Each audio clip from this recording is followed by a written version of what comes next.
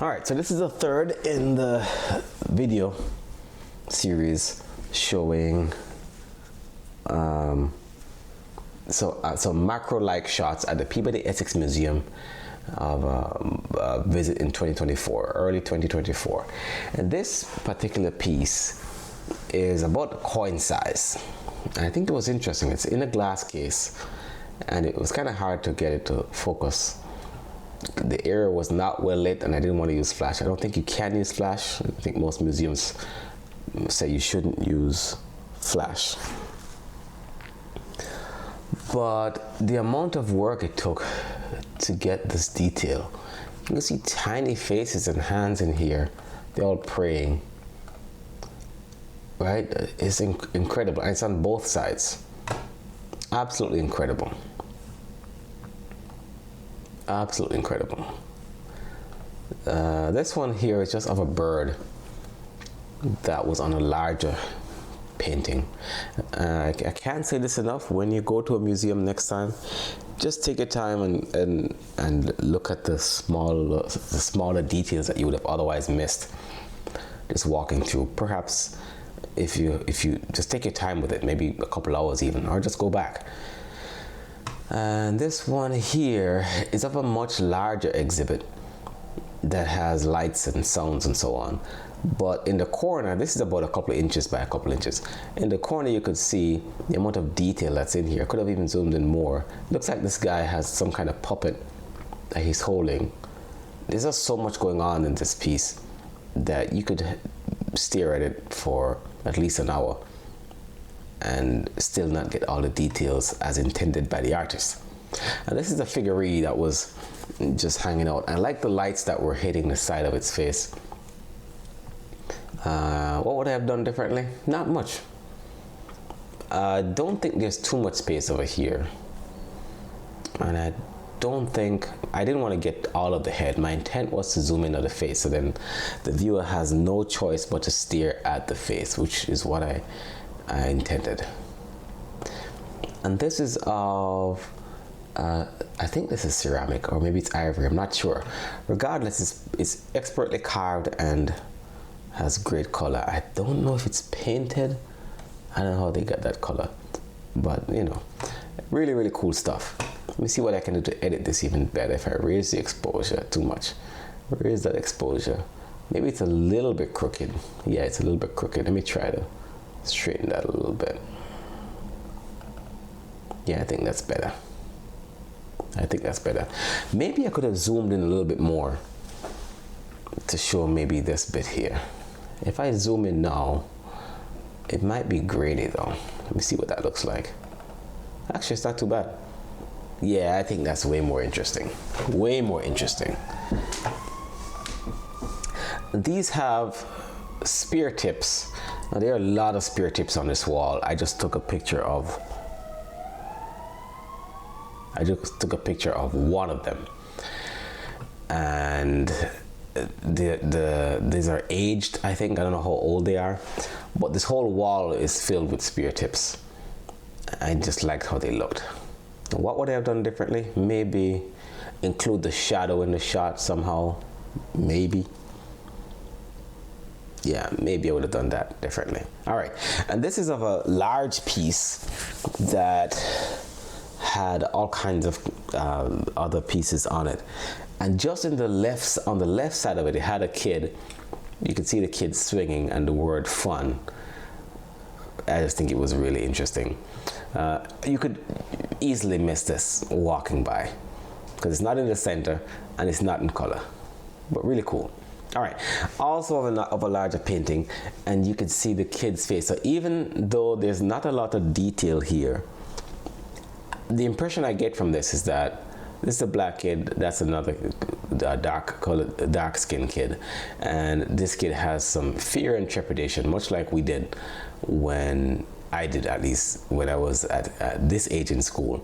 What's the teacher gonna do next, right? You can see the kid looking off to the right, and there's the white of the eye. Same thing with this kid. This kid's kind of looking down. I think that's pretty cool that they included that detail. Not sure about this expression. This looks more like a doll's face than anything else. And this one I took a larger part of a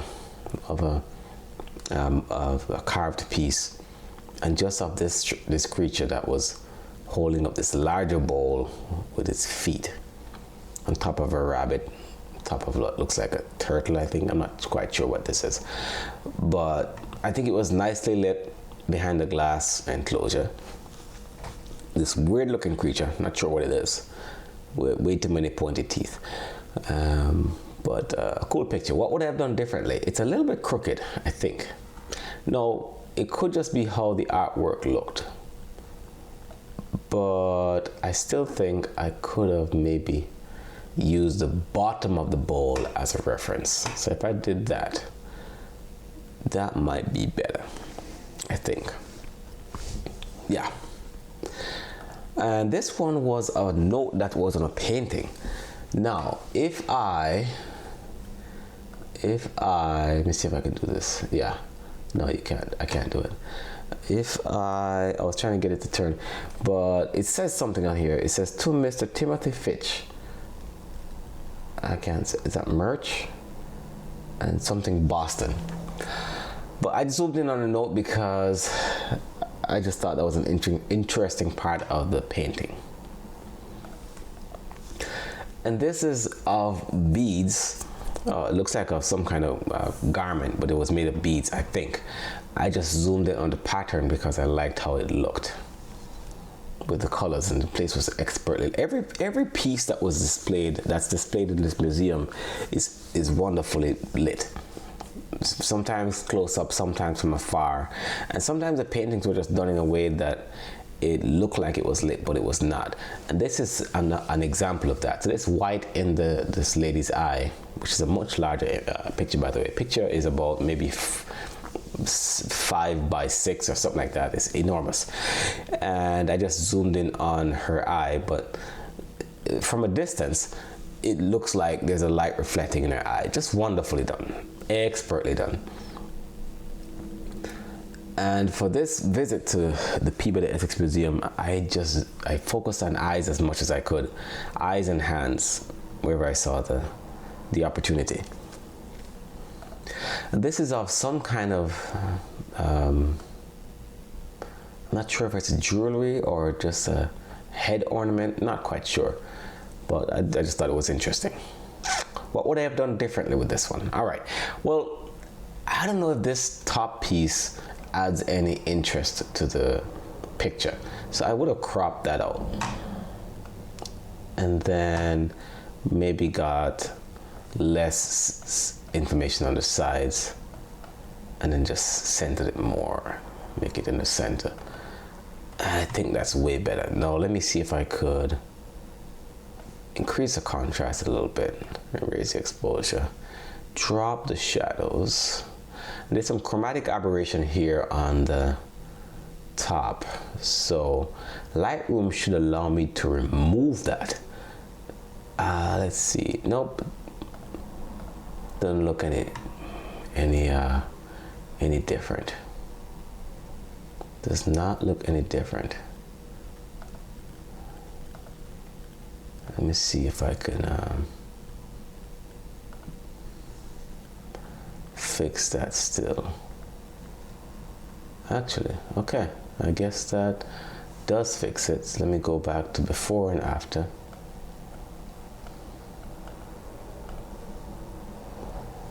Okay, that does fix a lot of chromatic aberration, it looks like.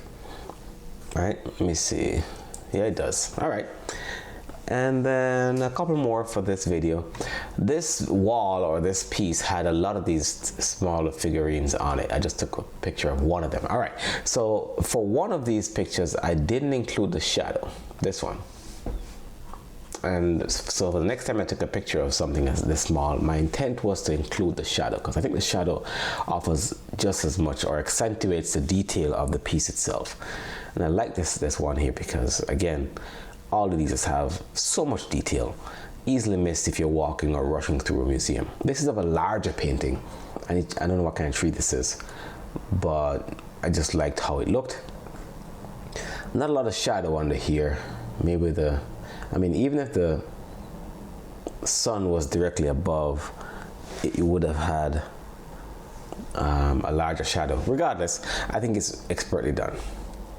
And the last one for this video is of another large painting, and you will easily miss this detail because it was at the bottom, or it's at the bottom of the painting, and this broken jar and the bits strewn all over, and the lizard, and sometimes maybe the lizard lives in here, don't know, but I think it's a cool part of the painting that's easily missed. All right, take it easy.